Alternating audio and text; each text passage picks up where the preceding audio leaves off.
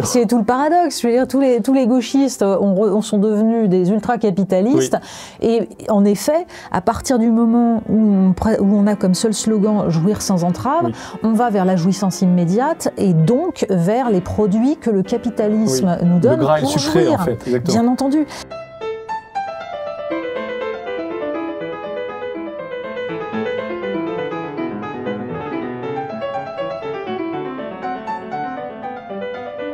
Les métropoles ont vu se multiplier ces forçats à vélo ou à scooter, frôlant la mort à chaque instant pour livrer à une cadence effrénée des repas en barquettes plastiques à des salariés. C'est formidable, ces petits plats à domicile, qui nous épargnent l'effroyable corvée de faire la cuisine et nous permettent de passer un peu plus de temps devant nos écrans. En prime, si la livraison est trop lente, on peut se plaindre directement sur l'application. Au bout de 3 plaintes, le paresseux sera radié.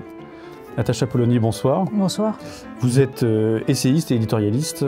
C'était un extrait de votre recueil de chroniques, Chronique du Rien n'est perdu, 2018-2023 aux éditions de l'Observatoire. Et la chronique en question s'intitule « Deliveroo, Uber Eats, l'esclavage sympa ». Pourquoi avez-vous écrit cela? Parce que je suis de plus en plus frappée par la capacité qu'ont les êtres humains dans des sociétés développées comme les nôtres à surtout effacer les conséquences de leur choix. Ne pas regarder en quoi leur consommation sert ou dessert un modèle économique. Or, je pense que la force du capitalisme consumériste, c'est justement ça, c'est de nous faire oublier nos responsabilités, de nous faire passer du statut de citoyen, c'est-à-dire autonome et responsable, au statut de consommateur pur. Et je pense que le modèle Uber Eats, Deliveroo est la quintessence de cela, puisque ça permet, pour le coup, de forger chez nous un système qui s'appuie sur un quasi-esclavage. Encore, quand on achète de la fast fashion, des vêtements qu'on va jeter 2 heures après, c'est loin. On ne voit pas les usines avec des gens qui sont sous-payés dans des conditions sociales, écologiques absolument monstrueuses. Ça permet de ne rien savoir. On est juste dans le pur plaisir immédiat. Et là, tout de même, ces gens, on les voit dans nos rues. On sait très bien ce que ça signifie. Et le fait d'avoir réussi à faire évoluer une société comme la société française vers ce modèle-là qui consiste à ne pas bouger de son canapé, à avoir la flemme de se faire ne serait-ce qu'une omelette le soir parce que c'est plus facile de faire venir un plat préparé donc pour lequel on n'aura rien fait, me semble un truc effrayant. Je veux dire, le repas gastronomique des Français a été classé au patrimoine immatériel de l'UNESCO. En général, quand on classe les trucs au patrimoine de l'UNESCO, c'est qu'ils sont en train de disparaître. Donc, en effet, le repas gastronomique des Français est en train de disparaître. C'est-à-dire cette spécificité, parce que c'est une spécificité, cette spécificité culturelle qui consiste à s'asseoir autour d'une table et à partager un repas que l'on a préparé soi-même, avec une entrée, un plat, un dessert, et autour duquel va s'opérer une forme de cérémonie qui permet le lien social, l'échange. C'est ça, le repas gastronomique des Français. Donc ça implique en amont une agriculture. Pourquoi ça naît à ce moment-là, à cet endroit-là, sur cette planète? C'est parce que le 45e parallèle à ce site spécifique, grâce au Gulf Stream et à différentes autres choses, d'offrir une diversité de climat absolument extraordinaire et qu'on ne retrouve nulle part ailleurs, je veux dire, sur un si petit territoire. Donc nous concentrons cette diversité de climat qui implique donc une agriculture, qui crée des savoir-faire, qui implique un mode de vie et donc une culture. Et c'est une part de l'identité française, parce que je suis de ceux qui pensent que le mot identité n'est pas tabou du moment qu'on a conscience qu'une identité c'est quelque chose de mouvant et que nous sommes nous portons en nous des strates identitaires multiples. Donc, mais une part de notre identité ici, c'est d'être français. Et dans cette identité française, il y a une partie qui est la mémoire de toutes ces conséquences de ce patrimoine agricole. Et donc, tout cela permet le rituel du repas qui fait partie d'une culture française on va dire, de capacité à prendre du plaisir ensemble, et à transformer un besoin naturel en une œuvre culturelle. Ça, c'est quelque chose de, comment dire, ça fait partie des grandes libertés humaines. Moi, je suis présidente de l'Institut français du goût, qui a été fondé par un monsieur, Jacques Puiset, qui était outre le fait qu'il était docteur en biologie, directeur du laboratoire d'analyse de Touraine, hein, que donc il passait sa vie à analyser les sols, les eaux, etc., il avait inventé une forme de philosophie du goût fondée sur ce qu'il appelait la psychosensorialité, le fait que nous sommes le produit de nos sensations qui crée en nous une mémoire, des strates, un vécu. Et c'est parce que nous savons transformer cela en mots pour les échanger et pour en créer une mémoire de long terme que nous forgeons notre intelligence. Et donc, il a créé ça en 1974 parce qu'il avait l'intuition déjà à l'époque que l'industrialisation des modes de production et en particulier l'industrialisation de l'alimentation allait détruire la mémoire gustative des Français. Et donc, il a voulu créer une pédagogie à destination des enfants. Vous imaginez à quel point il était visionnaire. Et il estimait, à juste titre à mon avis, que la maîtrise la capacité à nommer nos sensations est un des éléments constitutifs de notre liberté, de ce qui nous permet de vivre pleinement et de ne pas dépendre d'un système. Le contraire absolu, justement, d'Uber Eats. C'est-à-dire, le fait de préparer soi-même son repas, on a choisi les ingrédients, donc on a choisi d'où ils venaient, quel système les a permis, les a produits. Donc ça veut dire que soit on est attentif au fait qu'on a fait vivre un paysan français, soit on se moque de cela et on achète quelque chose qui vient du bout du monde, cultivé avec des pesticides et des cochonneries de ce genre, bon voilà, et qui ensuite passe dans un porte-conteneur. Voilà. Mais au moins, il faut le savoir et il faut le choisir. Et derrière, on va préparer ce repas, c'est-à-dire donner de son temps pour un acte social. Vous voyez ? Or, Uber Eats, c'est ne pas donner de son temps pour cela parce que la simplicité, c'est qu'on fasse pour vous. Ça veut dire que de plus en plus, nous dépendons des autres. Nous dépendons des autres pour notre alimentation, nous dépendons des autres pour nos vêtements, nous dépendons des autres pour chaque objet que nous avons autour de nous. Et en fait, ce qui arrive à l'échelle individuelle arrive aussi à l'échelle nationale, c'est-à-dire que nous sommes une nation de consommateurs. Grâce au poids de la grande distribution, grâce au lobby de différentes multinationales, grâce à l'idéologie du libre-échange, on nous a expliqué que ne vous inquiétez pas, on le fait pour vous. C'est pas grave. Alors évidemment, ça a un inconvénient, c'est qu'il n'y a plus d'emploi chez nous.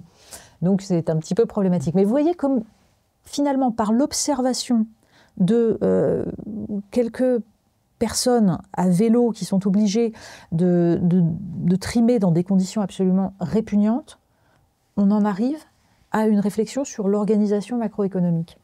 Vous avez évoqué plusieurs des angles que j'aimerais creuser sur la question de la livraison à domicile aujourd'hui, qui est en effet un sujet complètement, je dirais, mésestimé ou traité comme étant beaucoup trop secondaire par rapport à ce que ça représente vraiment pour nos sociétés. Et avant de rentrer dans les différents angles que vous avez évoqués en partie, donc il y a la question de la souveraineté alimentaire, disons, il y a la question de savoir cuisiner soi-même, ce qui n'est pas rien. Il y a la question de la question sociale, l'esclavage, il y a aussi la question du lien social que ça effrite. Et avant de rentrer dedans, j'aimerais poser quelques chiffres pour un peu donner un cadre. Il y a aux États-Unis en 2023, ce qui est malheureusement toujours notre boule de cristal, 73% du trafic des restaurants qui était externe. C'est-à-dire que soit en livraison, soit quelqu'un qui passe les récupérer pour aller le manger chez lui. Mais en tout cas, c'est des tables qui se vident. Je pose ça comme premier élément. En France, Jérôme Fourquet a travaillé sur la question. On l'a reçu récemment. On n'a pas parlé de cette question-là, mais on aurait peut-être dû. 25% des Français, en 2021, au moins une fois par mois, ont été livrés à domicile un plat tout fait. Chez les moins de 35 ans, ça montait à quasiment 50%. Ça, c'était il y a quelques années. Je pense qu'entre-temps, ça ne fait qu'augmenter. C'est-à-dire qu'on se dirige vers une normalisation totale de ces choses-là qui pourtant sont aujourd'hui réduites plutôt au profil jeune, souvent étudiant, des grandes métropoles, mais donc, c'est-à-dire la France de demain.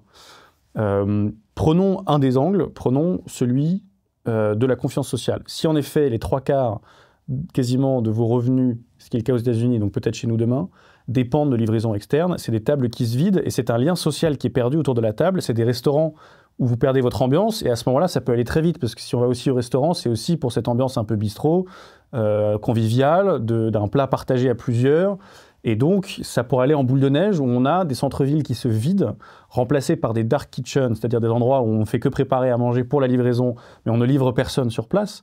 Et c'est un lien social qui s'effrite.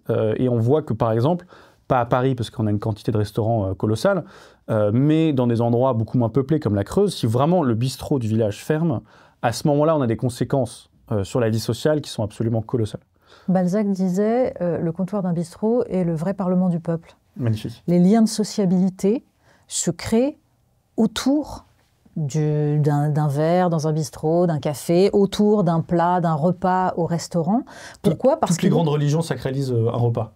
Bien sûr. C'est amusant d'ailleurs. Et évidemment, dans le christianisme, le pain et le vin au moment de la scène sont quelque chose de fondamental. La France finée de l'Église sur les 2 points à sacraliser. À la fois la relation à la baguette et au vin rouge. Bien sûr.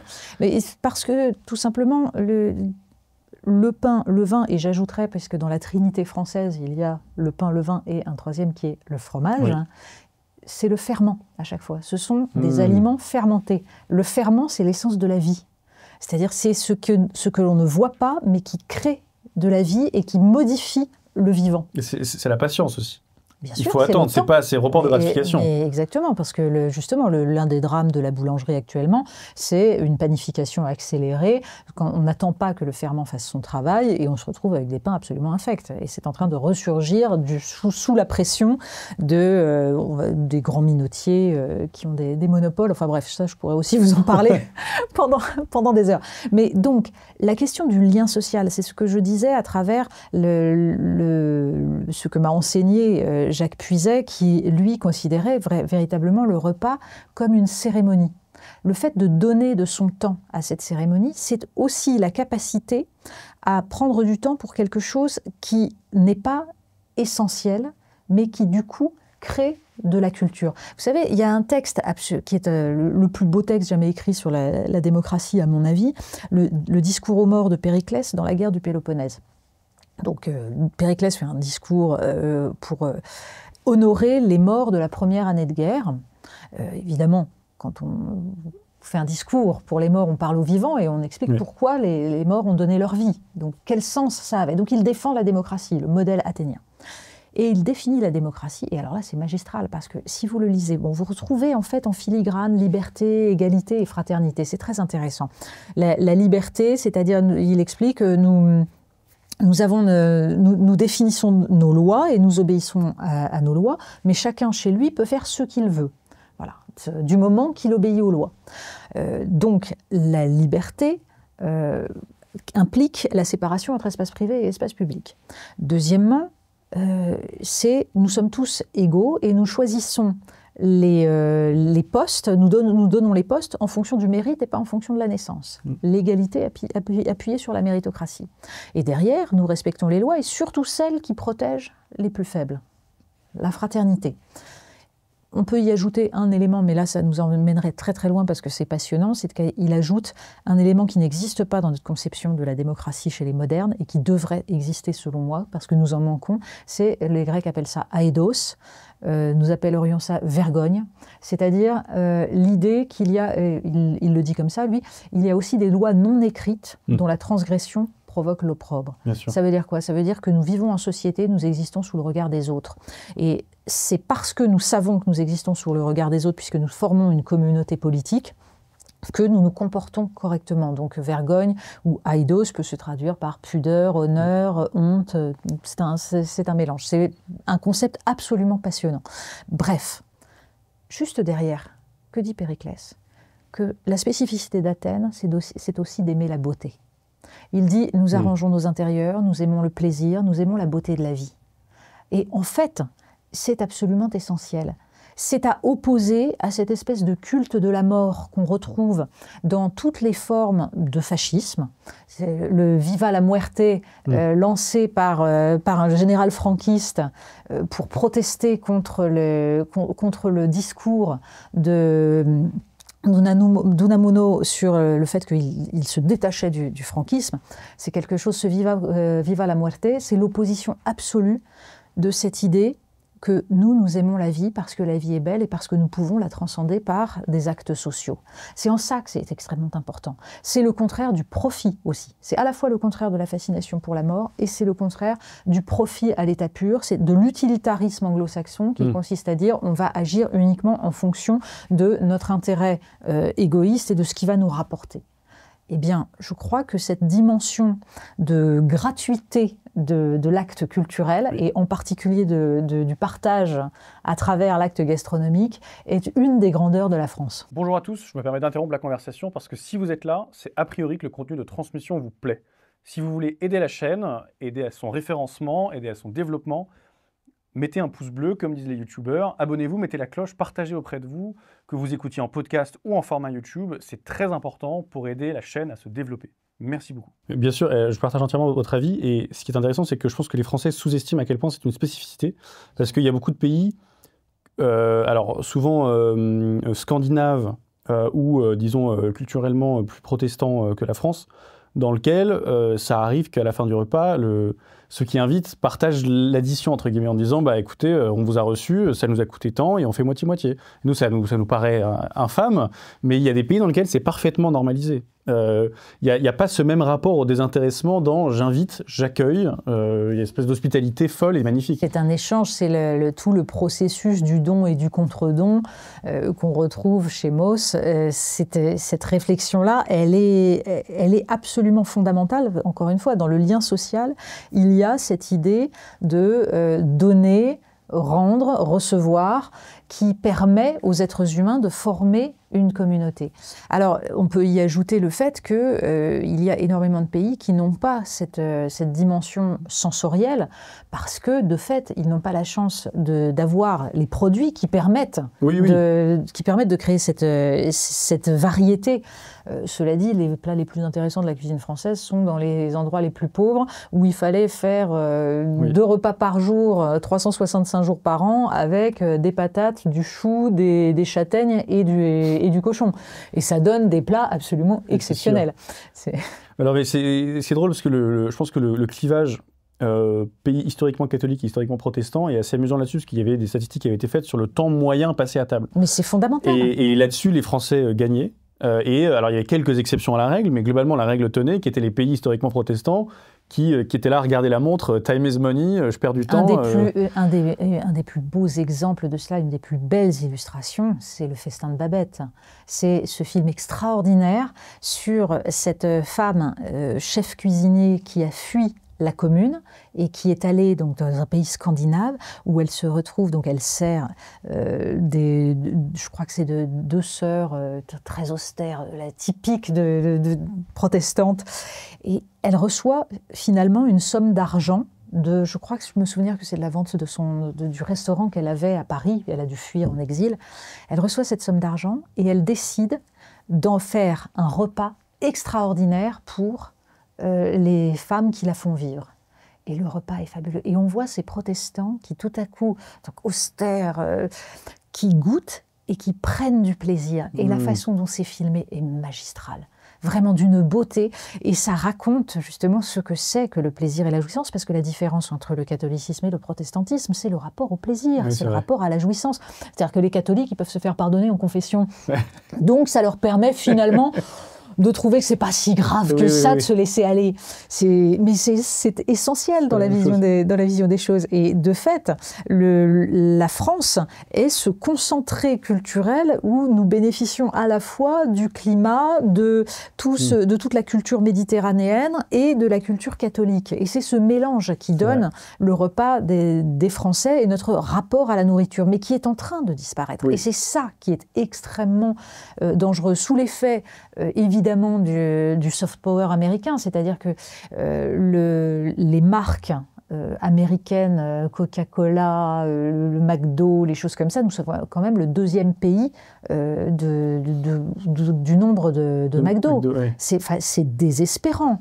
Et ça, c'est une fascination pour la culture américaine qui a été évidemment porté par les élites. Fourquet le raconte magistralement. Il y a une colonisation américaine par le bas et une colonisation américaine par le haut, mais les deux se rejoignent pour essayer petit à petit d'effacer ce qui fait la spécificité française. Et je pense que c'est très dommageable parce que c'est la perte d'une façon d'être au monde que la France peut enseigner aux autres. Je recite à nouveau Jacques Puiset, qui était un homme décidément admirable et qui expliquait que à travers donc cette expérience gustative, évidemment, on se tourne vers des produits qui vont nous parler, qui ont une histoire, donc on comprend la notion de terroir, ce qu'est la production par un paysan, et on va s'adapter à cela. Et il disait, c'est ça le véritable droit du sol. N'importe qui peut comprendre où il est s'il comprend ce que le climat, le sol a produit. Et il va s'adapter à ce mode de vie. Donc, quand on vient en France, on va apprendre à aimer les produits gastronomiques français parce qu'ils racontent ce qu'est cet endroit et comment se construit la sociabilité. Je trouve que on ne vient pas avec sa propre identité. Oui. L'argumentaire par le sol, si je puis dire, est toujours intéressant pour tuer l'idée d'une espèce de relativisme ou de quelque chose d'arbitraire culturellement. C'est-à-dire qu'il y a des gens qui s'adaptent à un sol. C'est-à-dire qu'on ne peut pas te faire pousser n'importe quoi. Donc ça va influer sur ce qu'on va manger, ce qui va influer sur la culture, ce qui va influer sur tout. C'est aussi une adaptation à ce qui est déjà là. Et alors sur l'américanisation, Régis Debray parlait d'une colonisation sans colon, ce qui est une formule assez amusante. Et vous parlez du Coca-Cola. Je crois que c'est Fourquet qui parle de ça. La bouteille de 1,5 litre est le 3e objet le plus acheté en supermarché. Bien sûr. Et le pack de 6 canettes de Coca-Cola est le 5e. Dans le top 5 français, on a 2 fois Coca-Cola qui s'immisce dedans. Et enfin, sans vouloir amener cette conversation dans des dimensions théologiques qui n'étaient pas prévues initialement, mais qui sont quand même intéressantes, la métaphore entre catholicisme et protestantisme est intéressante parce que le catholicisme va dire dans le pain, dans l'hostie, Christ est vraiment, vraiment là. Et les protestants vont dire c'est une métaphore, c'est une image. Donc l'un des deux, à la suite de cela, en quelque sorte, prend le repas plus au sérieux, tandis que pour l'autre, c'est une sorte de cérémonie un peu abstraite, quoi. Donc je trouvais ça amusant de voir les conséquences ensuite culturelles d'un désaccord théologique qui remonte. Exactement. Mais bon, c'est amusant. Sur la livraison à domicile, donc on a parlé de l'angle de le fait qu'on perd le goût du français, on a une sorte de manque de souveraineté alimentaire où désormais, à chaque fois qu'on commande, on ne commande jamais une blanquette de veau, on ne commande jamais une choucroute, c'est systématiquement américain ou asiatique. À moins que, là on pourrait en parler avec Fourquet également, que le burger soit désormais classé comme une nourriture quasiment traditionnaliste à force d'avoir son implantation. Dans tous les bistrots, vous trouverez un burger. Mais systématiquement, c'est la nourriture étrangère, ce qui fait que on a toute une portion de la jeunesse, je dirais, étudiante des grandes métropoles et jeunes cadres qui se détachent entièrement de la cuisine française et de savoir préparer les plats français. Et alors là, sur le long terme, il y a une espèce de déculturation culinaire qui va être apocalyptique. En termes de goût, c'est même pire que ça, c'est-à-dire que les plats qui sont commandés sont des plats qui correspondent à cette culture alimentaire au départ américaine et qui ensuite se développe un petit peu parce que finalement ce que nous mangeons quand nous mangeons asiatique ou quand nous mangeons des kebabs est en fait une forme assez dégradée et totalement à la fois industrialisée, hybridée des choses. C'est la culture du sucre et du mou. Du gras. Du sucre, du gras et du mou. C'est-à-dire quelque chose de facile gustativement. Alors que d'enfantin. Voilà, le sucre est le goût de l'enfance. C'est le premier goût que vous avez, le lait maternel est sucré. Ensuite, l'enfant va petit à petit se tourner vers des goûts plus complexes. Donc en général, il va aller vers le salé, il va découvrir le salé. L'acide, pour la majorité, vient un peu après, parce que ça peut être un peu rebutant, même s'il y a des enfants qui adorent l'acidité, hein, nous sommes tous différents de ce point de vue-là. Et en dernier, le goût de la sagesse, c'est l'amertume, qui est beaucoup plus complexe, beaucoup plus difficile. Or, la cuisine française, les vins français également, sont plutôt tournés vers l'acide et l'amer. Alors que les plats qui aujourd'hui sont consommés à travers non seulement les fast-foods, mais la plupart des restaurants maintenant, et dans les plats préparés, ce sont des plats qui contiennent du sucre. C'est-à-dire que même dans votre hachis parmentier, vos lasagnes, etc., il y a du sucre. Parce que c'est plus facile et qu'en effet, ça crée une dépendance. Donc on a un abrutissement généralisé, mais extrêmement profond de nos sensations. Et derrière, évidemment, ça implique une façon d'être au monde. Vous imaginez bien que la facilité et l'addiction au sucre donnent un autre type d'individu que la capacité à apprécier la complexité de l'acide ou de la mer. Et en fait, ce qui est en train de se passer, c'est en effet une déperdition culturelle, puisque quand vous regardez toutes les enseignes qui s'ouvrent dans les métropoles, c'est de toute façon de la nourriture industrialisée, de la fausse nourriture de différents pays qui en fait est une espèce de globish. C'est l'équivalent gustatif du globish, c'est-à-dire de cette espèce de langue appauvrie qui n'a plus rien à voir avec l'anglais. Donc je pense qu'on est dans un affadissement, et puis évidemment la facilité crée de la dépendance et crée une apathie généralisée. Donc je pense qu'au contraire, lutter contre tout cela par l'apprentissage du goût chez les enfants est un impératif justement pour tout simplement former des êtres humains à peu près libres. Oui, et la première goutte de vin est assez déplaisante. C'est un contact qui s'apprend, qui s'approprie. Mais bien sûr. Comme pour la lecture, comme pour de la musique classique, c'est un premier contact qui est souvent un peu difficile, un peu exigeant, un peu extraterrestre, et progressivement, à force d'accoutumation, on finit par apprécier, et là, à ce moment-là, on a un plaisir qui est beaucoup plus, je dirais, profond et durable que celui du sucre qui est immédiat et qui disparaît. Le sucre et le gras donnent une espèce de shoot de plaisir immédiat, donc une forme d'addiction, alors que, comme vous le dites, la complexité du goût et le mariage des vins avec les plats, c'est un plaisir de beaucoup plus long terme, donc qui va rester profondément, qui comble davantage.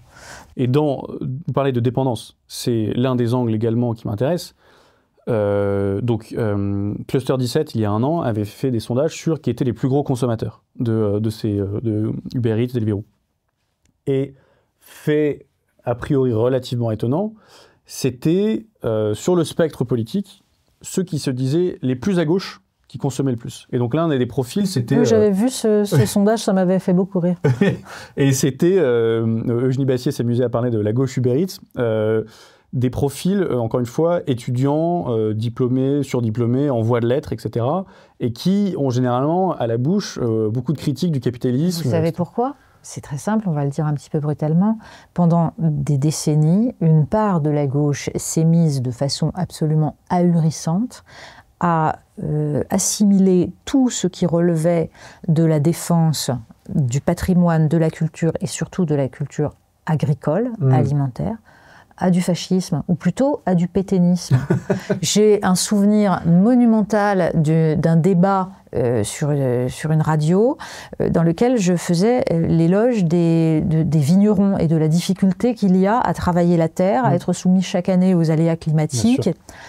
Et le chroniqueur, dont je ne citerai pas le nom, qui était en face de moi, me dit « Oui, enfin, ça sonne un peu, la terre, elle ne ment pas. » Voilà, et c'est assez magnifique. C'est-à-dire que, enfin, Pétain a quand même fait un mal de chien, à part cette phrase qui d'ailleurs n'est pas de lui, mais d'Emmanuel Berle, qui était juif de gauche, fondateur du journal Marianne en 1936, et qui est le mari de la chanteuse Mireille. Et Emmanuel Berle a écrit les discours de Pétain, donc la terre, elle ne ment pas, c'est de lui. Mais c'est un massacre, c'est-à-dire que nous le payons encore, le fait. Mais de même d'ailleurs que travail, famille, patrie, comme disait le général de Gaulle, travail, il n'a jamais travaillé, famille, il n'a pas eu d'enfant, et patrie, il a trahi sa patrie. Donc, mais sauf que ces termes-là ont été associés, contaminés. Et de fait, ça signifie que toute une part de la gauche n'arrive pas à penser ce qu'il y a d'émancipation dans l'acte de consommation d'un produit paysan. Et on voit très bien comment, par exemple, chez les écologistes, il y a ces deux tendances. José Bové a défendu les paysans, une agriculture paysanne, et s'est parfois fait traiter de réactionnaire par son propre camp. Parce que, justement, c'était soupçonnable d'être un petit peu trop tourné vers le passé. C'est-à-dire que l'espèce de progressisme fou, d'une part, de la gauche, c'est-à-dire un progressisme dévoyé. Moi, je crois en le progrès, mais pas en celui-là. Mais ce progressisme qui consiste à croire qu'on va effacer tout ce qui, dans l'histoire récente, aurait été du côté du camp du mal, est une stupidité et le degré zéro de la pensée politique. Mais ça aboutit à ce genre d'absurdité. Donc je pense que voilà, c'est une des explications. On a reçu ici récemment Vincent Coquebert, qui a beaucoup travaillé sur ce qu'il appelle la civilisation du cocon et sur l'évolution du consumérisme. Et il fait remarquer quelque chose d'assez juste, qui est que par rapport à il y a quelques décennies, la critique du consumérisme à gauche, c'est quand même ramolli. C'est-à-dire que aujourd'hui, il dit que c'est du bout des lèvres sur l'aspect un peu écologique, qu'on vient critiquer un peu la fast fashion, etc., mais moins sur l'aspect, comme ça existait avant, sur l'aspect communautaire, sur l'aspect moral, sur l'aspect lien social, sur l'aspect l'approche au don et au contre-don, au désintéressement, et toutes ces choses-là se sont ramollies. Dans le contexte de la gauche, qui, il faut le rappeler, dans mai 68, c'était une grosse critique qui était faite. C'était les 68 arts. Alors, ça n'a pas eu les effets escomptés, parce que quand on fait un éloge à un hédonisme débridé, on a du mal à se retenir. C'est tout le problème. C'est tout le paradoxe. Je veux dire, tous les gauchistes sont devenus des ultra-capitalistes. Oui. Et en effet, à partir du moment où on a comme seul slogan « jouir sans entrave oui. », on va vers la jouissance immédiate et donc vers les produits que le capitalisme nous donne pour jouir. En fait, bien entendu. Et on peut ajouter une chose, c'est ce piège politique qui consiste à dire, quand vous critiquez ces produits, par exemple, souvenez-vous des fameuses émeutes du Nutella, oui, eh bien, le discours était de dire, il ne faut pas critiquer, ce sont des pauvres gens, ils ont bien le droit d'offrir ça à leurs enfants. C'est-à-dire qu'il y a immédiatement, mais c'est vrai que c'est une problématique complexe, il y a un soupçon de mépris de classe. C'est-à-dire qu'en gros, les riches pourraient se payer une nourriture correcte et jugeraient les pauvres qui se nourrissent mal.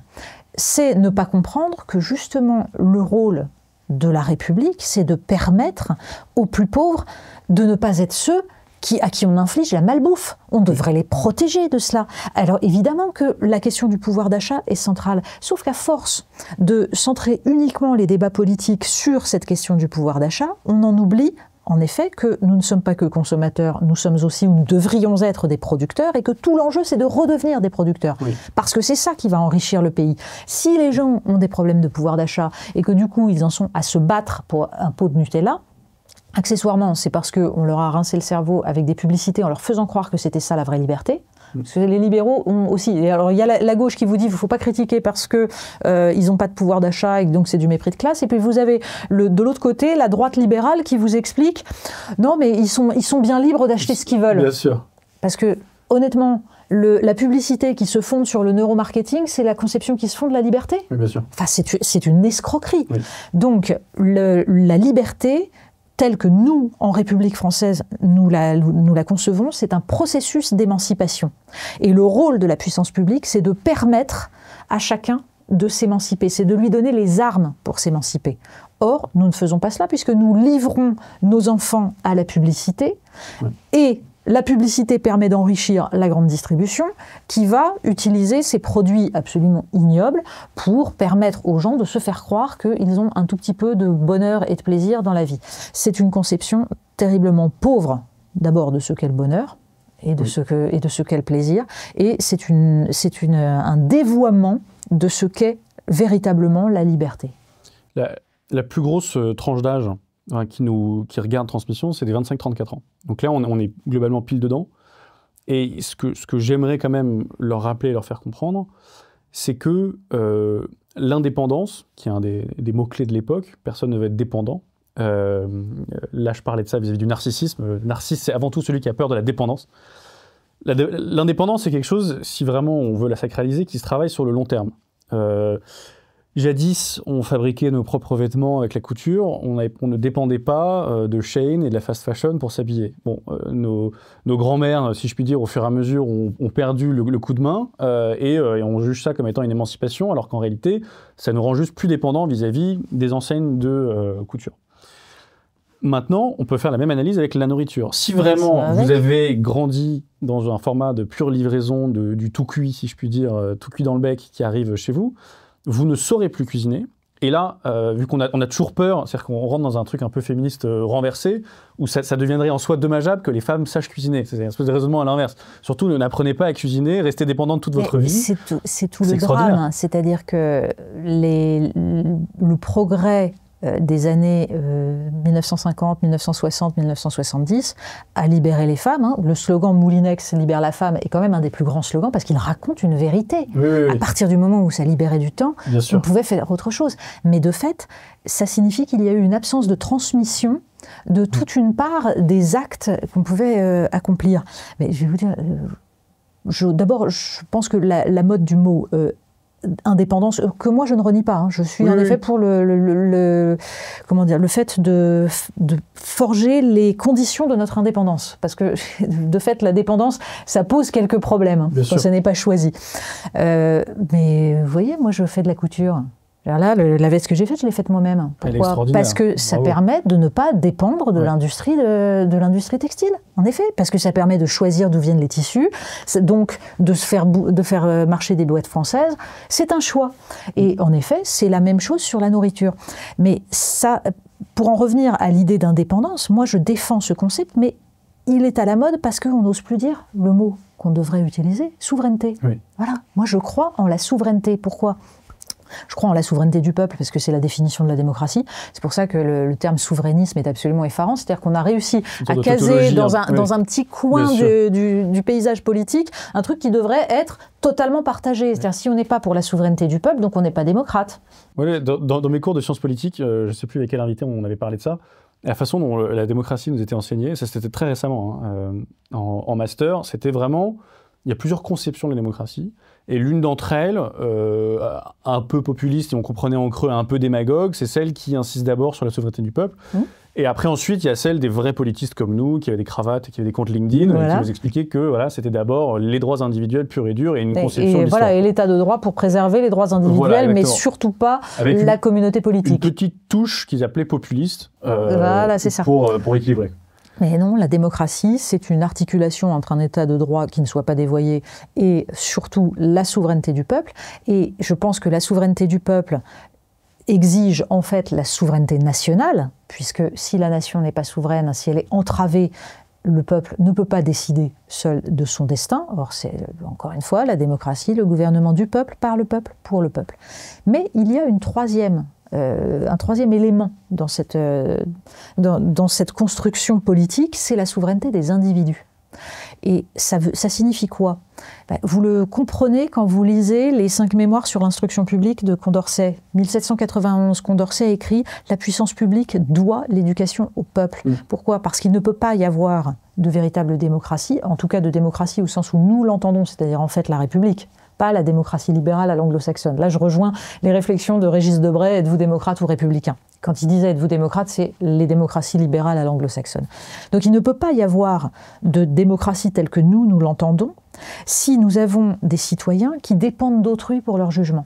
Donc c'est à la puissance publique de faire en sorte de donner les savoirs essentiels qui permettront, et surtout l'apprentissage de la logique, de la rigueur, qui permettent, même si on n'est pas expert d'un sujet, de comprendre si tel ou tel expert nous dit quelque chose que nous acceptons ou pas et qui nous permet ensuite de faire notre choix en tant que citoyen. Évidemment, tout cela est totalement dévoyé au motif aujourd'hui que le monde est tellement complexe, les gens ne peuvent pas juger, donc il faut faire appel à des experts. Ça porte un nom, c'est plus la démocratie, c'est l'épistocratie. Et l'épistocratie, c'est formidable parce que ça permet de dire, regardez, écoutez les gens qui savent, ils vont vous dire dans quelle direction aller, parce qu'il n'y a pas d'autre choix. Soit vous êtes dans le camp de la raison et vous choisissez cette politique-là, alors en général c'est la politique béate devant le libre-échange, la dérégulation, la libre circulation des hommes, des capitaux et des marchandises, ça c'est la raison. Et sinon, vous êtes du camp des non raisonnables, donc des extrémistes, on leur donne régulièrement d'ailleurs des noms différents, alors populistes, réactionnaires, tout ce qu'on veut, voilà.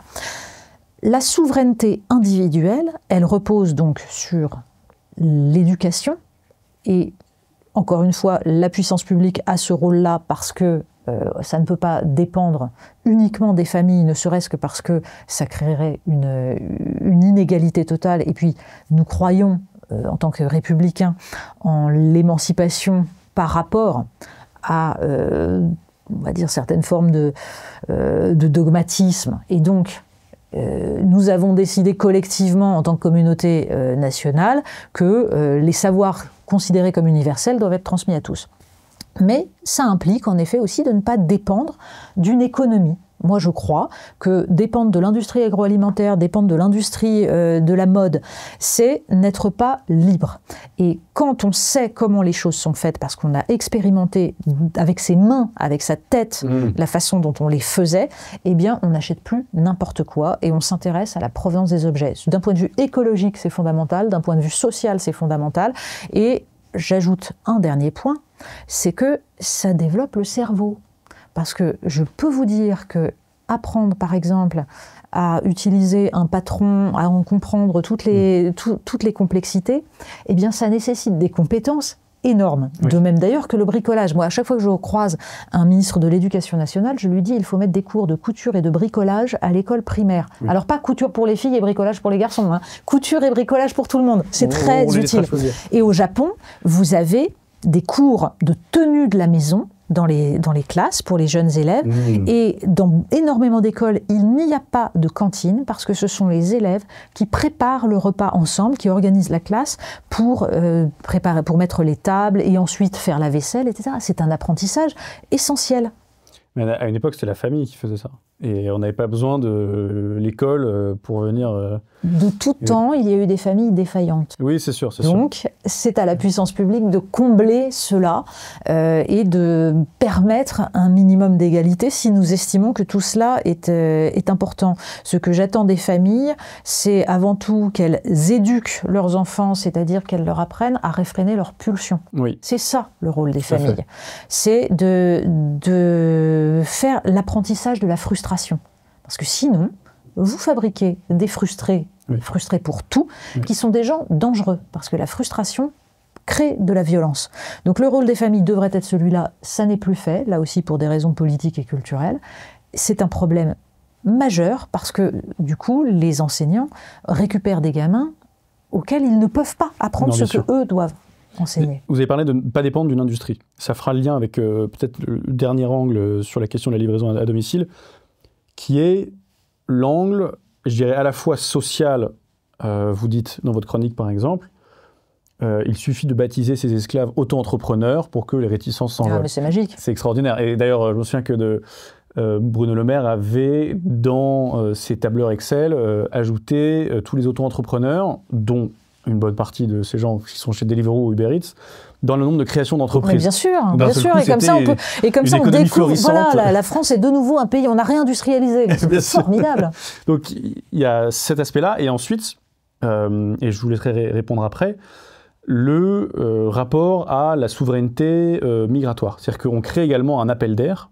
Il y avait évidemment Karl Marx qui parlait, ça fait lien entre les deux angles, de l'armée de réserve du capital, qu'on vient importer parce que ça permet de faire pression à la baisse sur les salaires des ouvriers sur place, qui doivent désormais être en concurrence avec des gens qui acceptent des salaires bien moindres et des conditions bien moindres. Et là, désormais, au moment où on tourne cette émission, Bruno Retailleau, donc le ministère de l'Intérieur, a cédé sur sa ligne de fermeté vis-à-vis de l'immigration à minima illégale, en acceptant, face au lobby de la restauration, en quelque sorte, de régulariser les clandestins. Donc on pourrait parler cette fois-ci de l'armée de réserve de Thierry Marx, qui pousse à la régularisation des clandestins, et donc ceux, notamment chez une certaine droite, qui consomment ces choses-là, tout en par ailleurs souhaitant la fin des clandestins, l'immigration illégale, ne se rendent pas compte qu'ils chérissent les causes dont ils déplorent les effets. Alors, il y a toujours eu, je pense que une bonne politique, voyez, c'est de régulariser des gens qui sont déjà là, qui travaillent et qui respectent les règles, ceux qui respectent les règles et qui veulent véritablement s'intégrer, mais ça nécessite un contrôle mais de régulariser sans le dire, voilà, à bas bruit, tout en mettant en place une politique extrêmement ferme et surtout en envoyant le message que l'intégration n'est pas négociable. C'est-à-dire que quand on vient, c'est pour respecter les règles et pour respecter le mode de vie qui est partagé par les Français. Et c'est pour ça que je parlais tout à l'heure de la question de l'identité, qui pour moi n'est pas un gros mot. C'est-à-dire que même si l'identité française est mouvante, complexe, difficilement définissable, il y a des éléments non négociables. Par exemple, la conception que nous nous faisons de la liberté humaine, la conception que nous nous faisons de l'égalité entre les hommes et les femmes et de la mixité homme-femme dans l'espace public, enfin tout ce genre de choses, la capacité à rire du sacré, etc. Tout ça, c'est pas négociable. Voilà. Après, chacun emporte son histoire, tout ce qu'on veut. Mais voilà.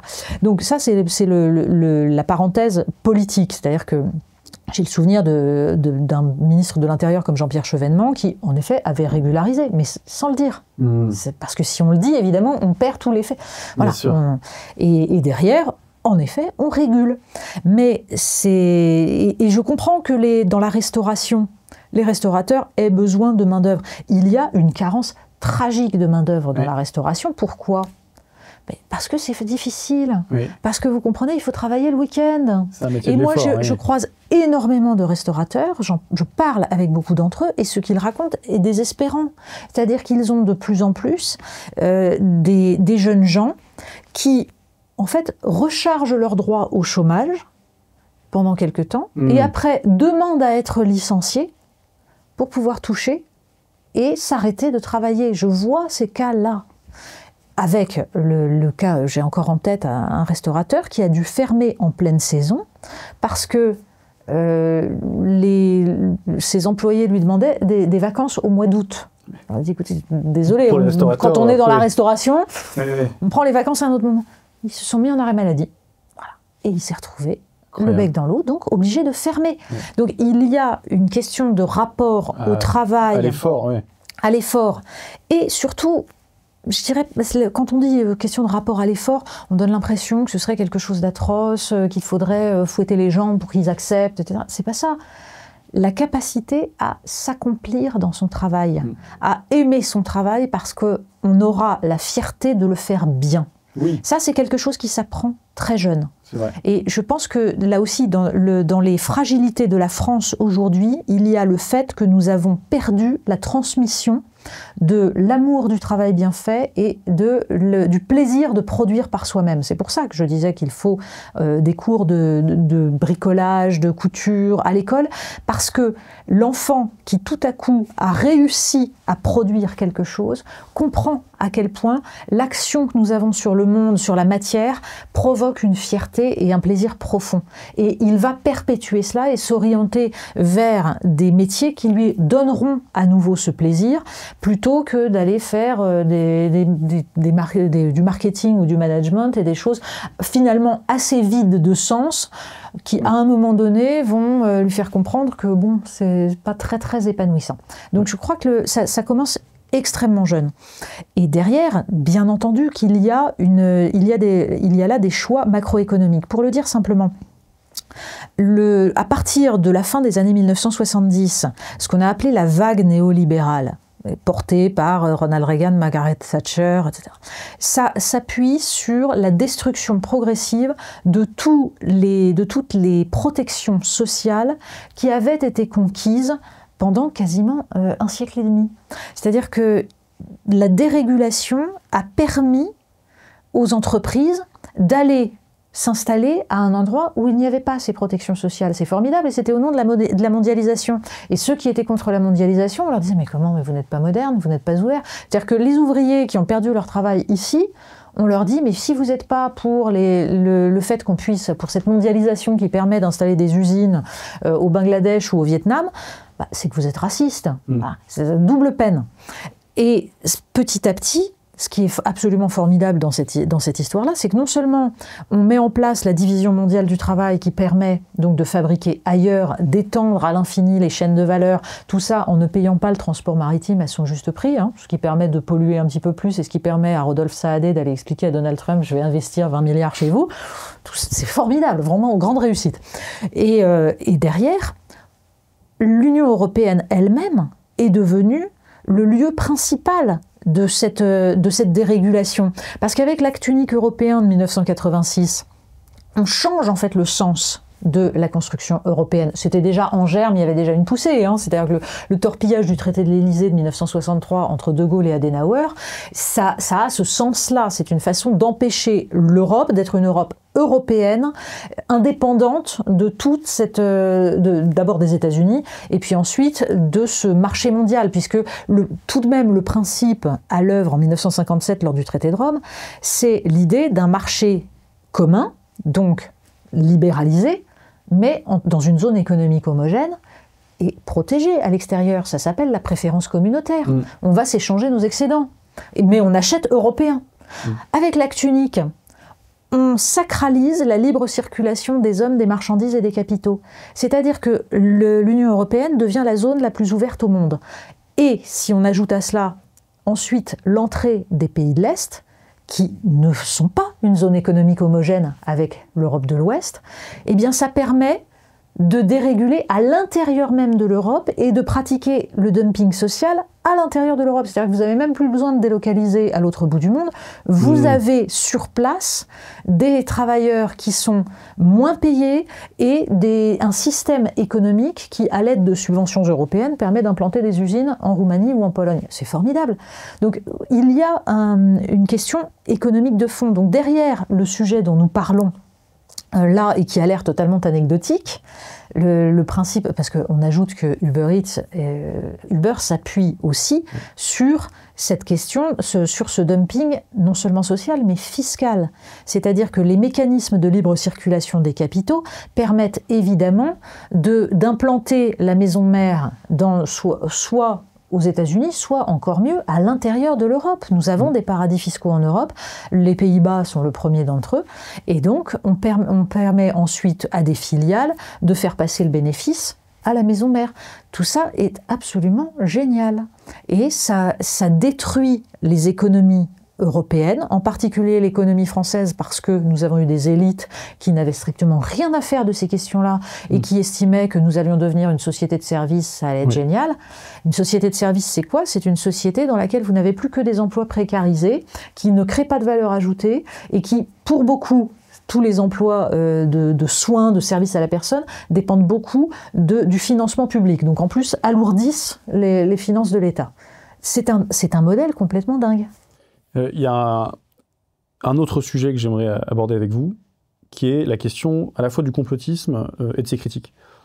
Et je pense que là-dessus, il est important de poser là aussi un élément de contexte qui est le moment Covid et toutes les conséquences notamment que ça a eu. J'ai vu dans Marianne, il y a quelques mois, un entretien d'Ave et l'Homme, les journalistes du Monde, et je trouvais ça intéressant que ce soit Le Monde qui mette les pieds dans le plat, qui critiquait notamment à la fois la gestion du Covid par l'État et la façon dont l'État a raconté un récit, en fait. Et pourquoi c'est important de parler de ça? Parce que je pense que, avec ce contexte-là, l'usine à complotistes en France aura été l'État français pendant sa gestion de la pandémie, qui n'a pas traité les citoyens comme des adultes, mais comme des enfants. L'exemple que eux donnent, qui est très frappant, c'est quelques mois avant la pandémie, ils avaient des retours depuis plusieurs années sur le manque de masques. Bon, la pandémie arrive, donc ils sont pris la main dans le sac, n'ayant pas augmenté notre production de masques, donc notre souveraineté sur ce plan-là. Et plutôt que de traiter, je dirais, les citoyens en adultes responsables en disant, écoutez, les masques sont importants, malheureusement pour le moment nous n'en avons pas assez, ça arrive, on travaille dessus. Ce qui aurait été parfaitement audible, ça aurait été une forme d'humilité quand même de la part de l'État, ce qui ne lui est pas fréquent. Ils ont fait l'inverse, ils ont dit, les masques ne sont pas importants, donc pas de problème. Et ensuite, évidemment, ils ont changé de braquet parce que toute la communauté scientifique leur disait quand même que ça pouvait aider.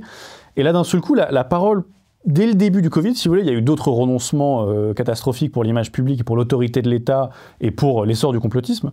Mais dès le début, ça a démarré sur un mensonge vis-à-vis de la population sur le plan scientifique.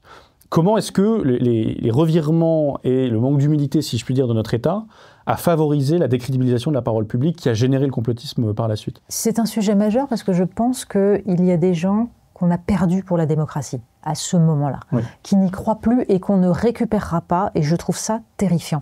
Et si vous lisez justement dans ce livre... Vous avez beaucoup de chroniques sur le Covid, évidemment, absolument. puisque ce sont les éditos que j'ai écrits à l'époque. 2018-2023, on est en plein dedans. Et vous remarquerez à quel point justement c'était une de mes obsessions. La question de savoir si on allait s'appuyer sur l'intelligence des citoyens ou si on allait chercher à leur faire peur pour les contrôler. Et c'est ça qui a été le choix de la puissance publique, et je trouve ça dramatique, parce qu'évidemment c'est la négation de toute la pensée démocratique, et que ça a des conséquences, bien entendu, justement parce que les citoyens s'en sont rendus compte. On les a pris pour des abrutis. Voilà. Et derrière, il y a eu une façon de gérer cela à la fois dans le secret pur, avec ce conseil de défense qui, je veux dire, sur le moment, au tout début, je veux bien comprendre qu'il faille des décisions rapides. Mais au moment où la première vague s'estompe, il est temps de passer devant la représentation nationale, d'intégrer les représentants du peuple pour justement montrer que toutes les décisions vont être prises en commun. Ça n'est absolument pas ce qui a été fait. Et d'ailleurs, accessoirement, le premier discours d'Emmanuel Macron avec son « Nous sommes en guerre » le prive de toute possibilité d'être crédible déjà sur les questions de guerre quand on parle de véritable guerre. C'est quand même dommage. Quelqu'un en ce moment, Mais bien sûr. Et surtout, je crois qu'il n'y a pas eu de débat véritable et sain sur la question des arbitrages. C'est-à-dire qu'il s'agissait en fait de donner de s'appuyer soi-disant sur la science, mais on ne s'appuyait pas sur la science. On effaçait le choix politique au nom de la prééminence de la science. Ça a donné quoi? Ça a donné des experts médicaux, sans doute très savants, mais qui expliquaient qu'il fallait enfermer tout le monde. Et c'est un fait, hein, si vous voulez éviter qu'un virus circule, vous enfermez tout le monde. Sauf que ça a des conséquences sociales, politiques, médicales aussi. La santé mentale des jeunes s'est dégradée à une vitesse absolument tragique. Ça a provoqué des fragilités, des faillites, et ça a provoqué une rupture du pacte politique.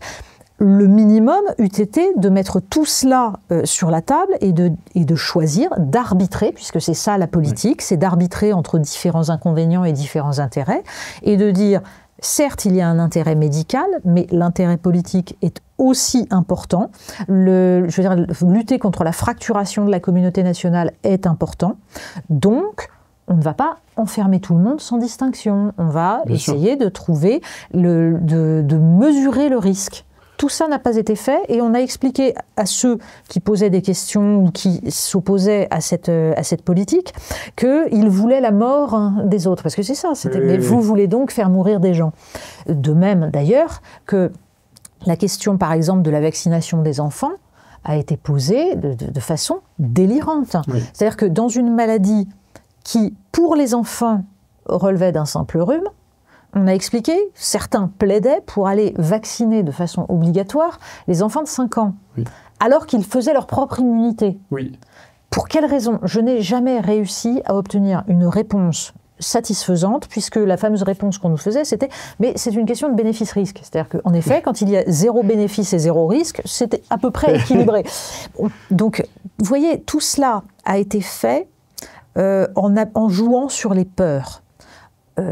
Et en estimant que la peur devait prévaloir par rapport à l'idéal d'indépendance, de liberté, de souveraineté des individus. Et je pense que c'est une très mauvaise manière de faire, parce que les gens se sont habitués à une puissance publique qui allait les protéger de tout de façon un peu magique. Donc vous avez d'un côté ceux qui sont devenus radicalement partisans de la puissance protectrice de l'État qui joue sur les peurs, et les autres, au contraire, qui ont décidé qu'ils ne croyaient plus ce que la puissance publique leur disait, et qui sont allés chercher leurs informations, parfois de façon complètement dingue, et qui ont adhéré à des discours totalement déments. Donc, on a abîmé la communauté nationale. Ce qui m'a frappé pendant cette période, c'est à quel point tout le monde, que ce soit les experts, les complotistes, les scientifiques et les citoyens, a changé d'avis à un moment ou à un autre. C'est-à-dire que forcément, on a de nouvelles informations, sauf que personne admettait avoir changé d'avis. C'était cette espèce de truc un peu orwellien, dans lequel on tient une position puis son contraire au nom de la continuité. Et donc Raoult a changé d'avis, Olivier Véran a changé d'avis. On le surnommait Olivier Variant, certainement. Oui, c'est ça. Et je me souviens également, je pense que ça participe de la fragilisation des pouvoirs publics, mais également du rapport au droit, qui pourrait porter encore des conséquences. C'est les différents conseils qui statuaient sur notamment le fait que, dans un premier temps, le pass vaccinal ou sanitaire était permissible à condition que ça ne s'applique pas à la chose de la vie quotidienne. Il y avait eu je sais plus, c'est le Conseil constitutionnel qui avait statué, et puis ensuite, seulement quelques mois plus tard, pas 2 ans, vraiment quelques mois plus tard, sur les mêmes angles et toujours au nom de la même neutralité du droit qui ne serait pas du tout politique, jamais influencé par la politique, venaient statuer, et je crois qu'ils avaient rajouté une petite note de bas de page pour sauver la face en disant oui, pas dans les centres commerciaux ou une espèce de clause. Ça a un rapport, ça institue un rapport au droit chez les Français qui est d'en révéler, je dirais, la part purement politique et de fragiliser le rapport à la loi, rien que la loi, la pureté, la neutralité de la loi, qui aura des conséquences encore. Une loi qui n'est pas applicable, une loi qui incite à la transgresser est malsaine. Donc la stupidité de certaines injonctions à l'époque incitait les gens à transgresser. Ajoutons que quand on en est à demander aux gens de rédiger leurs propres attestations, enfin on est dans le grand n'importe quoi. Oui, c'est extraordinaire. Ça. Voilà, tout ça était parfaitement aberrant et je pense que ce qui est dommage, c'est qu'il faille autant de temps pour arriver à porter un regard un peu lucide sur cette affaire-là. Mais ça aurait été mieux qu'on reporte un regard lucide à l'époque et qu'on évite de faire des âneries. Mais de fait, même dans la gestion on va dire, par l'ensemble des élites, il y a eu quelque chose qui était franchement délirant. C'est-à-dire que sur les plateaux de télévision, le discours des journalistes était complètement fou. Il y avait une forme à la fois de conformisme, de lâcheté, de peur, qui faisait que beaucoup arrêtaient de penser, arrêtaient de réfléchir par eux-mêmes pour essayer d'arbitrer et de comprendre qu'on n'était pas obligé de se plier totalement à des discours complètement dingues, sous prétexte qu'ils étaient portés par des gens en blouse blanche. Bien sûr. Mais encore une fois, le péché originel, me semble-t-il, c'est que la séquence s'est ouverte sur un mensonge objectif de la part de l'État. La séquence s'est ouverte sur un mensonge, et ça, j'y insiste, parce que l'État avait failli. Oui. C'est-à-dire que nous avons payé dans cette affaire du Covid, comme dans beaucoup d'autres domaines, nous avons payé 30 ans d'incurie. Et de manque de souveraineté. Mais évidemment, on en revient toujours là. L'État ne peut pas, enfin, les dirigeants ne peuvent pas prévoir tout ce qui va se passer. On ne pouvait pas prévoir le Covid. En revanche, on pouvait prévoir la potentialité d'une épidémie dangereuse. Oui. Et le rôle d'un gouvernant, c'est d'assurer la souveraineté, c'est-à-dire la capacité à réagir face à l'imprévu. Et c'est ça que nous n'avons pas. Gouverner, c'est prévoir. C'est-à-dire, c'est savoir qu'il y a des risques, des choses que nous n'aurons pas envisagées, mais que quand nous ne dépendons pas trop d'autrui, eh bien nous pouvons nous préserver et agir. Il y avait une citation d'une de vos chroniques que je voulais citer pour un peu expliquer, je dirais, la psyché et la mentalité du complotiste. Vous parlez donc chronique du 30 janvier 2020, la satisfaction narcissique de se sentir supérieur aux naïfs qui croient encore ce que racontent les médias est le plus grand moteur de la sociabilité sur Internet. Bien sûr. On a reçu ici Vincent Cockbert dans lequel on avait parlé de cette mentalité de « à moi on me la fait pas ». Qui a gangréné Internet à bien des égards. Bien entendu, et vous remarquez que les véritables complotistes sont souvent des individus qui, j'allais dire, qui souffrent d'hyper-rationalité. Ce ne sont pas des imbéciles. Alors, il y a des gens qui vont croire n'importe quelle ânerie qu'on leur dit avec cette idée que tout le monde leur en veut. Il y a la dimension paranoïaque du complotiste. Mais vous avez aussi des gens qui, par rationalité pure, vont exercer leur doute, mais se mettre à l'exercer de façon délirante. Le doute est nécessaire, une forme de doute raisonnable qui permet de se poser les questions et d'essayer de comprendre. Par exemple, sur la question du Covid, je veux dire, le minimum eût été de la part des journalistes d'exercer ce doute raisonnable sur la question des origines du Covid. Oui. Il a fallu un temps infini pour qu'on puisse dire, et c'est uniquement parce que les services secrets américains l'avaient dit qu'on a eu le droit, pour qu'on puisse dire qu'a priori, la fuite de labo était quand même une possibilité assez marquée. Sur Facebook, l'affirmation a été censurée pendant 6 mois, 1 an. Mais bien sûr, et sur les plateaux télé, je ne vous en parle même pas. C'est quand même complètement dingue. On préférait croire l'histoire du pangolin, quoi. Mais bon, Donc le doute raisonnable est évidemment nécessaire, fondamental. Mais quand vous avez un doute permanent qui implique que l'on va croire à une cause unique de tout et qu'il n'y a jamais de hasard et que tout peut être relié à cette manipulation. Là, ça devient un doute irrationnel et fou. Mais c'est souvent, voilà, au départ, une espèce de maladie de la raison. Alors, ce qui est amusant, c'est que j'ai parlé de Facebook qui avait temporairement censuré une affirmation qui s'est ensuite révélée vraie, ce qui pose toujours la question des fact-checkers et du rapport au pouvoir. Et alors, ce qui m'intéresse, c'est que sur YouTube, pendant très longtemps, dès que le sujet Covid était évoqué, il y a un petit bandeau un peu paternaliste en dessous en disant attention. Et donc je ne sais pas s'ils l'ont encore, et on verra si sous la vidéo, vu qu'on a évoqué le sujet du Covid, ils vont mettre un petit bandeau un peu dégradant en disant attention, il y a beaucoup de complotistes qui circulent, et ils renvoient vers une page Wikipédia ou que sais-je. Mais ça a également créé une espèce de rapport à l'autorité extraordinairement malsain qui fait que désormais, on a des figures de gourous complotistes qui disent en creux la preuve que moi je vous dis la vérité, c'est que je vous dis que tout le monde vous ment. Exactement. Espèce de renversement de la force prescriptrice en quelque sorte qui est un peu à l'envers.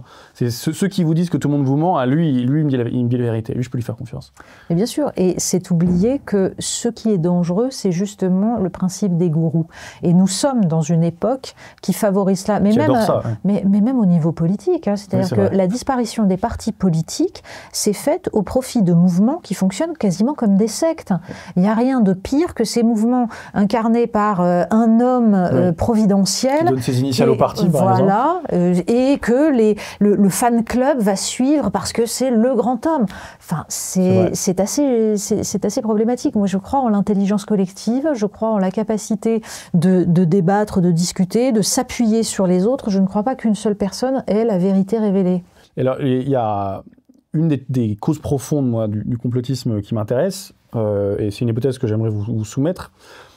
Pendant le Covid, il y a eu une polarisation des débats vraiment extraordinaire. Il y a vraiment d'une violence, il y a un pour ou contre binaire qui s'est installé assez rapidement. Parce que c'était une question de vie ou de mort. C'est vrai. Ça a radicalisé les choses. Mais néanmoins, ça a perduré, je trouve. Cet esprit-là n'est pas mort avec la fin du Covid. Il y a eu, une beaucoup plus grosse pression sur les citoyens du quotidien, si je puis dire, pour le fait de se positionner sur, par exemple, les grands conflits géopolitiques. C'est-à-dire qu'il fallait absolument que tous aient un avis hyper tranché pour ou contre sur le conflit israélo-palestinien, sur Russie-Ukraine. Et ça a continué.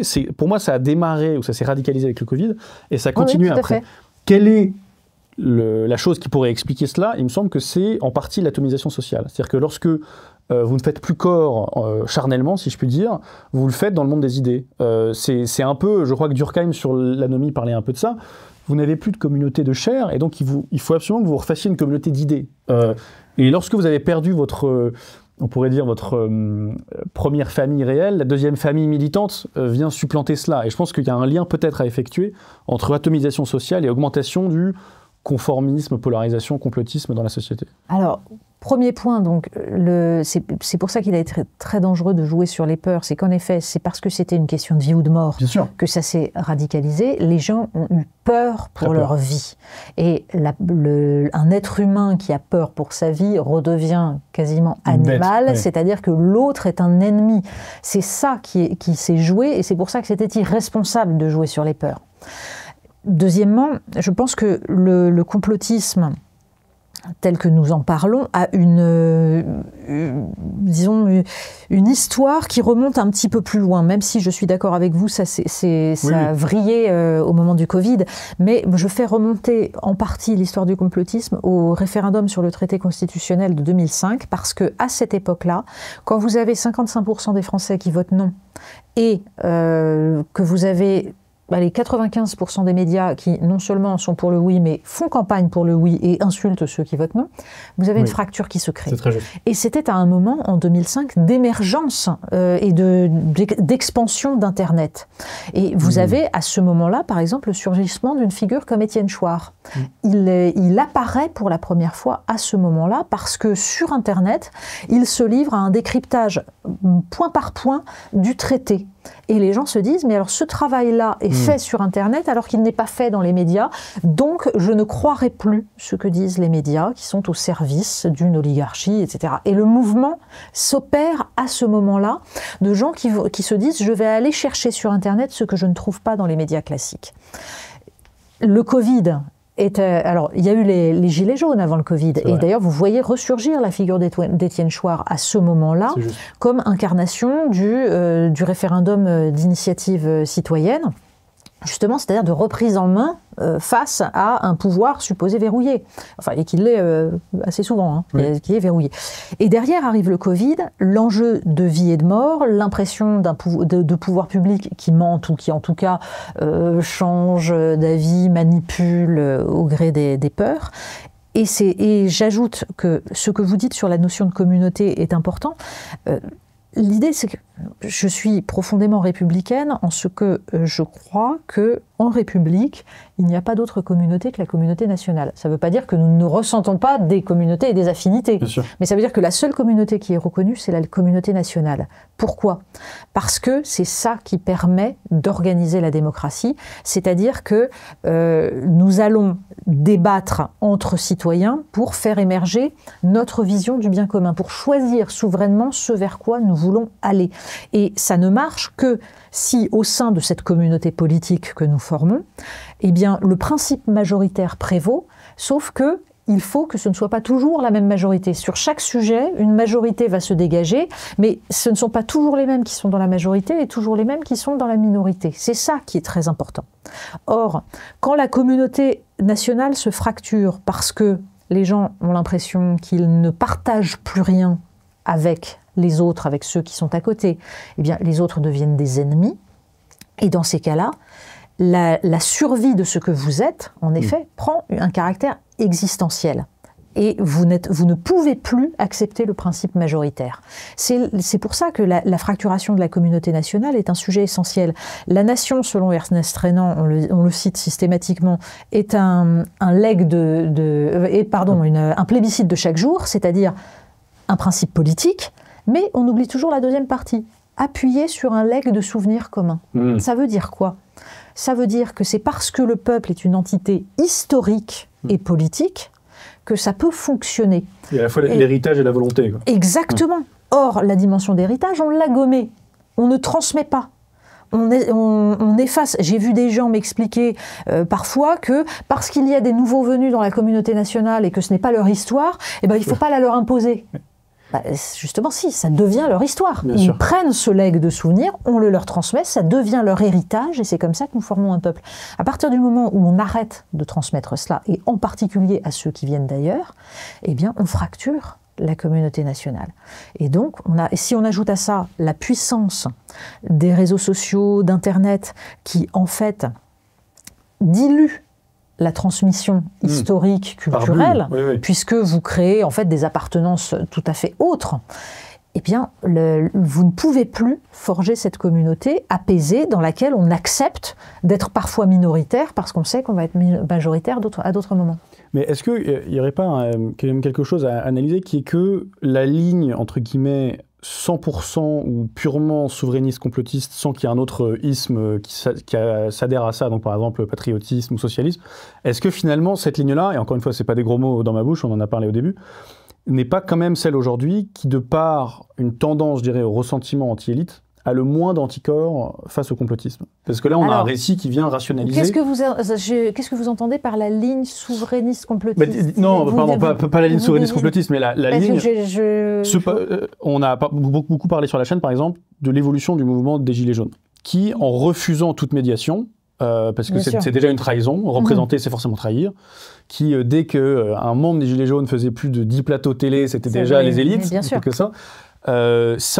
Ça a eu quelques effets. Bon, l'un, c'est que ça a quand même coïncidé avec une forte augmentation des scores de Marine Le Pen au fur et à mesure, ces 10 dernières années, disons.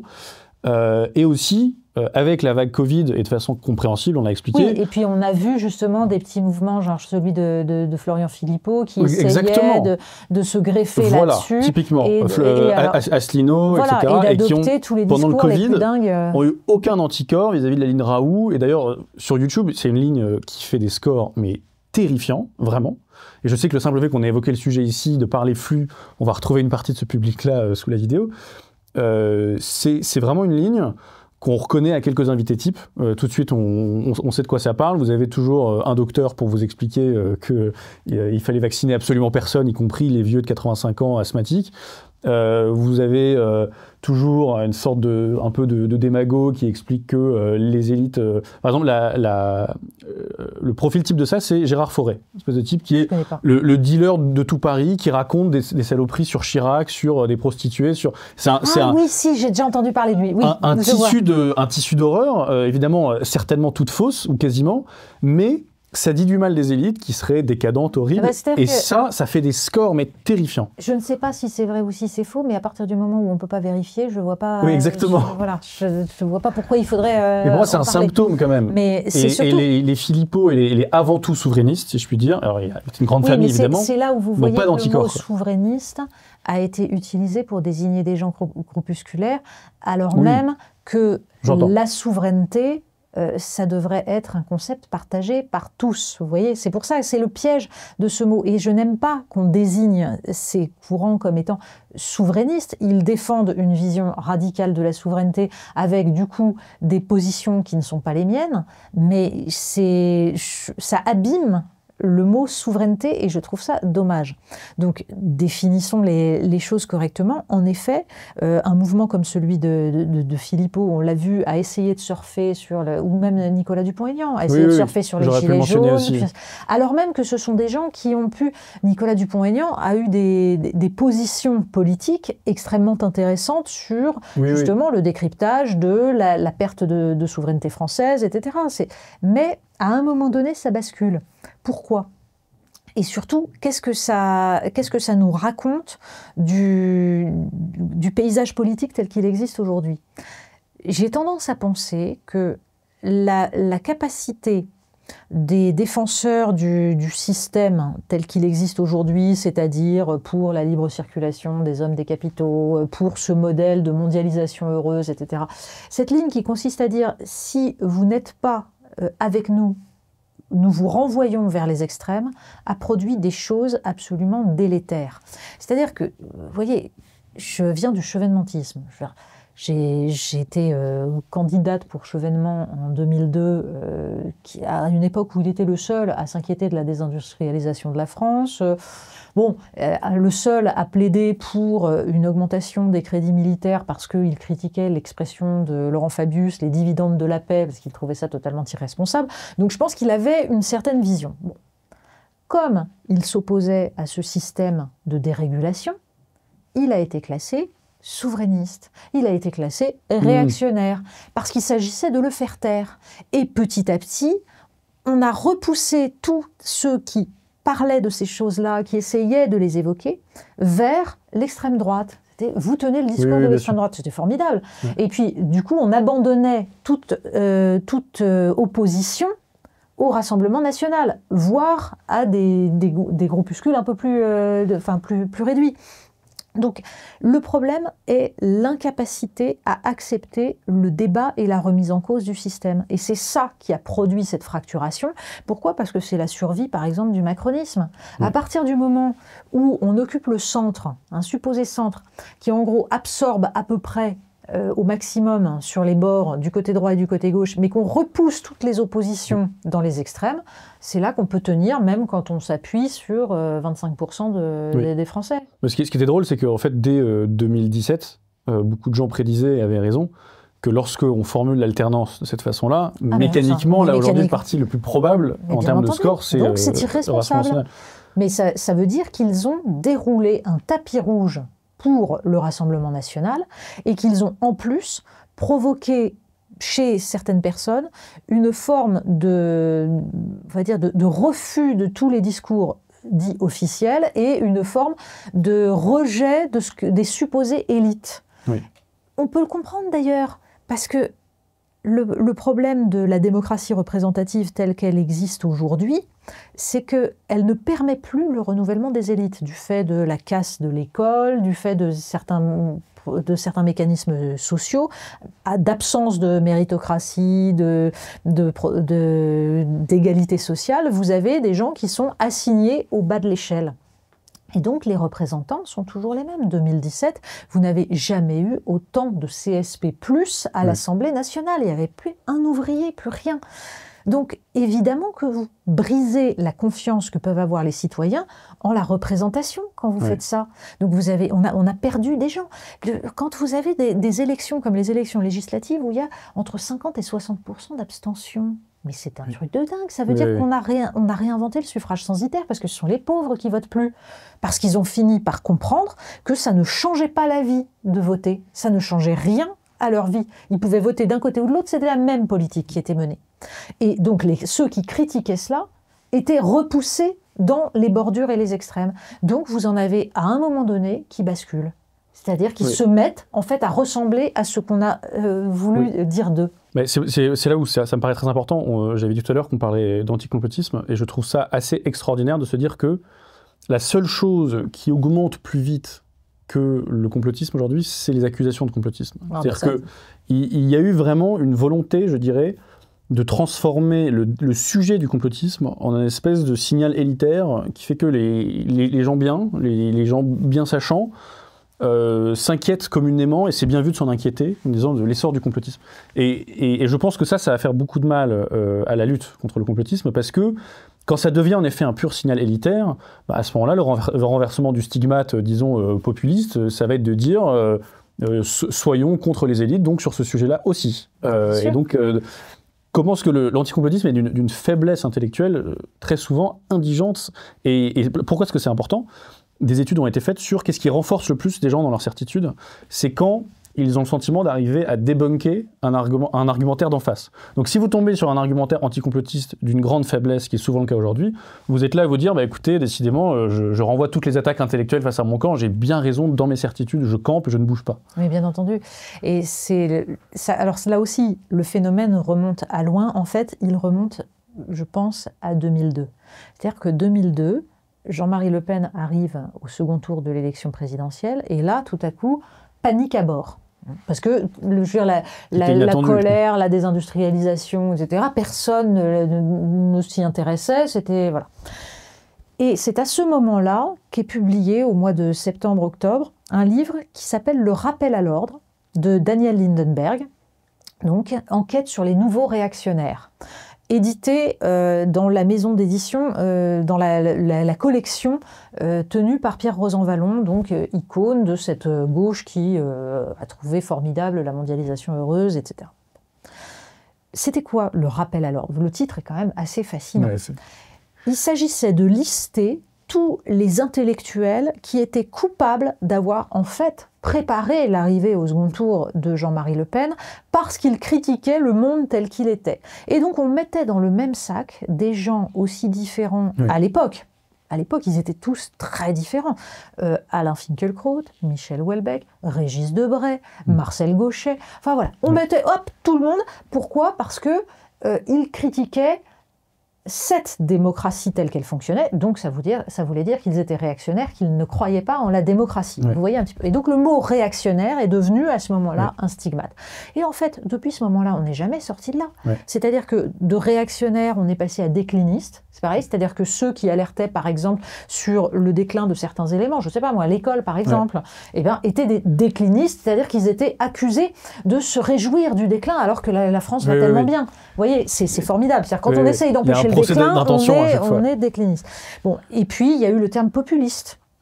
Et puis il y a eu le terme complotiste. Mais en fait, ça relève toujours de la même mécanique, c'est-à-dire faire taire ceux qui critiquent le monde tel qu'il est et le système tel qu'il est. Le résultat, quel est-il ? C'est que, je l'ai vu sur les questions d'éducation que je connais particulièrement bien. On se faisait traiter de réac, on se faisait traiter à une époque où notamment le Rassemblement national, voulait la destruction de l'école républicaine. Hein. C'est le programme du Front national à l'époque, c'était la libéralisation, le chèque éducation, enfin voilà, on fait tout sauter, etc. Et chacun met ses enfants dans l'école qu'il veut, tout ça est formidable. Mais je savais, c'était très marrant, je me souviens à l'époque, je me disais à quel moment vont-ils changer leur programme? Et ça n'a pas loupé, 2011.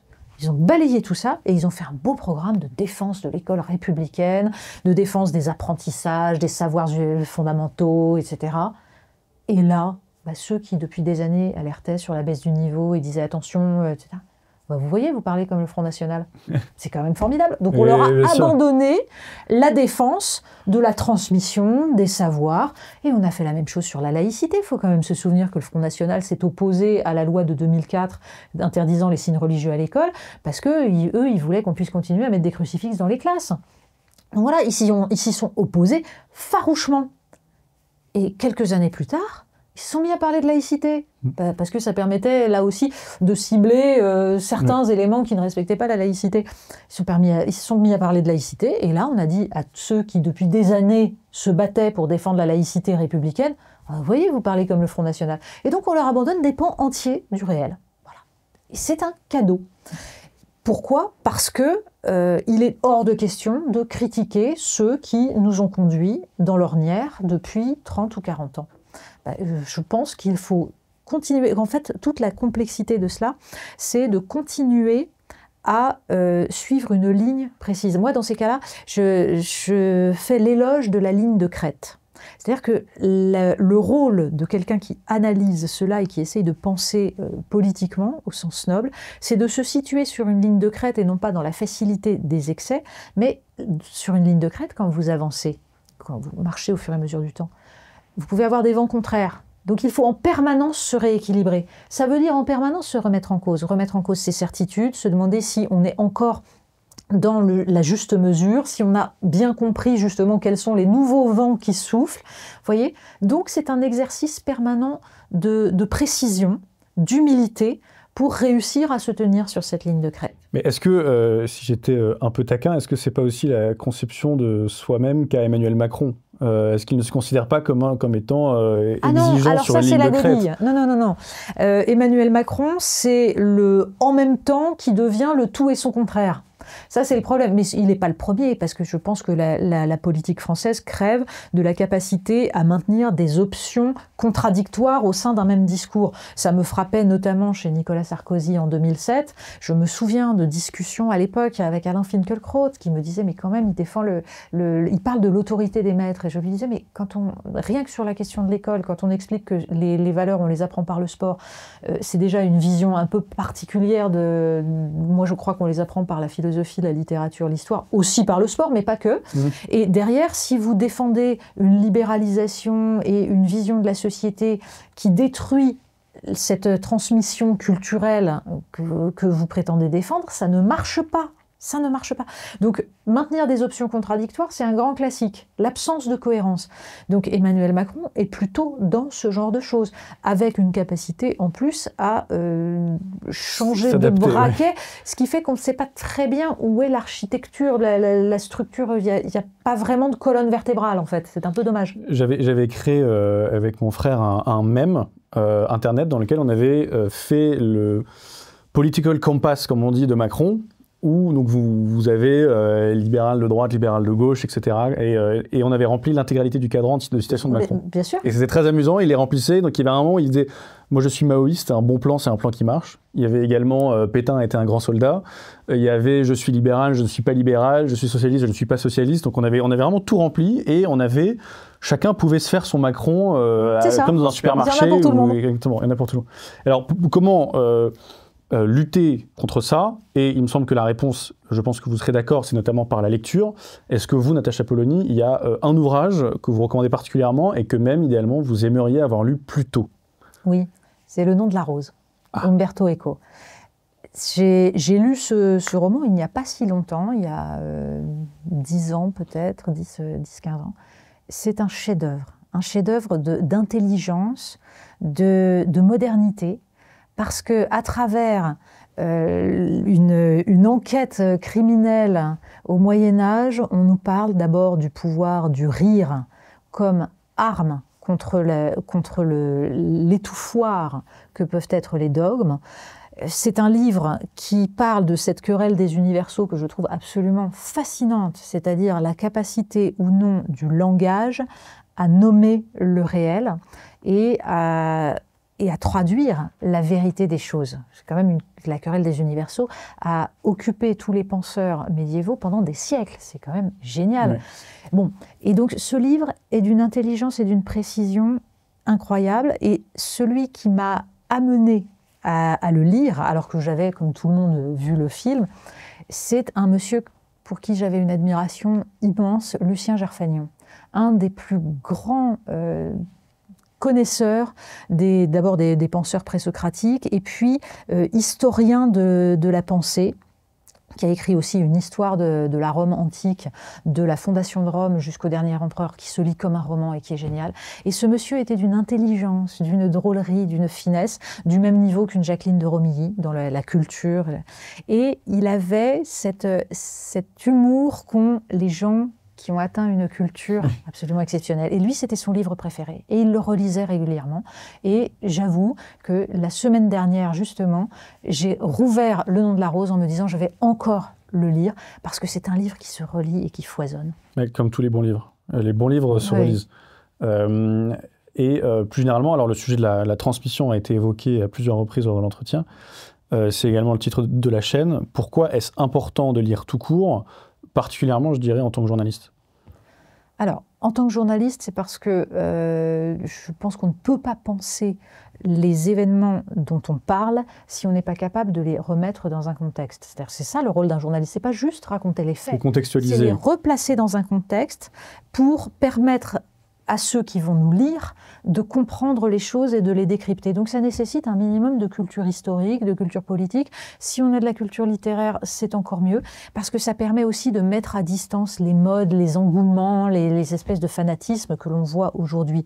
Et puis, de toute façon, le livre est ce qui nous permet d'abord de voyager, c'est un dépaysement. Et ça, c'est absolument fondamental. Dans une société où les écrans et les algorithmes nous enferment dans ce que nous sommes et ce que les algorithmes pensent que nous sommes, le livre nous dépayse. Il nous fait comprendre, c'est une expérience humaine qui nous parle de gens qui ne sont pas nous, qui ne pensent pas comme nous. Ça nous projette dans un autre réel et ça nous permet donc de mieux comprendre les autres et nous-mêmes. Et puis, j'ajoute que moi, je suis toujours bouleversée quand je lis, par exemple, l'Iliade, c'est-à-dire un texte qui a été mis par écrit, qui existait déjà avant, mais qui a été mis par écrit au 8e siècle avant Jésus-Christ, et qui peut nous faire pleurer, parce que l'adieu d'Hector à Andromaque, ça me fait pleurer à chaque fois. Cette scène de ce père de famille qui va partir à la guerre et qui sait qu'il laissera sa vie et qui dit adieu à sa femme, et elle porte leur petit garçon Astyanax dans les bras, et le petit garçon a peur de la crinière du casque, et Andromaque rit à travers ses larmes. C'est d'une beauté absolument époustouflante. Et donc, savoir que des êtres humains ont pu écrire cela 8 siècles avant Jésus-Christ, eh bien, ça met à distance ce que nous sommes, notre soi-disant génie, et ça nous fait comprendre qu'il y a des invariants humains. Oui, ça fait le lien entre les vivants et les morts. Natacha Polony, merci infiniment. Il faut également lire Chronique du Rien n'est perdu, qui permet notamment, entre autres, de savourer votre plume, mais également je dirais, remettre dans son contexte les évolutions du Covid et de voir un peu la ligne du parti qui n'a cessé de changer, et c'est toujours utile a posteriori. Merci pour votre disponibilité. Je répète, Chronique du Rien n'est perdu 2018-2023 aux éditions de l'Observatoire. Merci pour votre disponibilité et à une prochaine fois avec grand plaisir. Merci à vous. Merci. Merci beaucoup.